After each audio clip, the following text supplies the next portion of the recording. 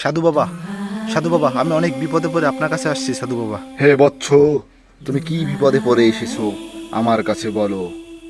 এই ক্রিকেট খেলাধুলা আসলেই গ্রামগঞ্জে এবং ফেসবুকে থাকতে পারি না। বাংলাদেশ ক্রিকেট বোর্ড নিয়ে এত চিল্লাচিল্লি, এত লাফালাফি, কিছু প্রশ্নের উত্তর জানতে চাই। তুমি যে কোনো 3টি প্রশ্ন করতে পারবে আমার কাছে, আমি তোমাকে যে কোনো 3টি প্রশ্নের উত্তর দিতে পারবো। মাত্র 3টা প্রশ্ন? আচ্ছা ঠিক আছে। আমি প্রথমে জানতে চাই যে বাংলাদেশ ক্রিকেট বোর্ডের পূর্বের নাম ছিল কি? বাংলাদেশ ক্রিকেট বোর্ডের পূর্ব নাম ছিল মায়ের দোয়া শিক্ষা সফর। তারপর দ্বিতীয়তে আমি জানতে চাই, প্রতিবারই ক্রিকেট খেলার সময় কেউ না কেউ বাদ পড়লে তার জন্য আবেগে গা ভাসিয়ে দেয় এবং তার জন্য অনেক কান্না করে।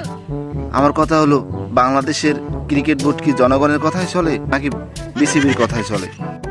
বাংলাদেশের ক্রিকেট ফ্যানগুলো এমনই, তারা যদি কানতে কানতে মাঠ হাঁটাও ফেলায়, তারা কানতে কানতে যদি ফেসবুক ভৈরাও ফেলায় পোস্ট দিতে দিতে, তাতে বিসিবির কোনো যায় আসে না। বিসিবির কথাই বাংলাদেশ ক্রিকেট বোর্ড চলবে, সাধারণ মানুষ শুধু বলতেই পারবে এবং আফসোস করতেই পারবে।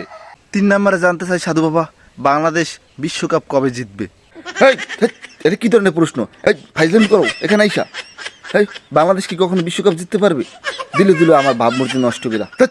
আমার এই তান্ত্রিক জীবনে সবচেয়ে বড় কঠিন প্রশ্নই হলো বাংলাদেশ কবে বিশ্বকাপ জিতবে। আমি সব কিছু জানতে পারলেও আমি জানতে পারবো না যে বাংলাদেশ কবে বিশ্বকাপ জিতে। বিশ্বকাপ কখনো জেতার আশায় বাংলাদেশ যায় না।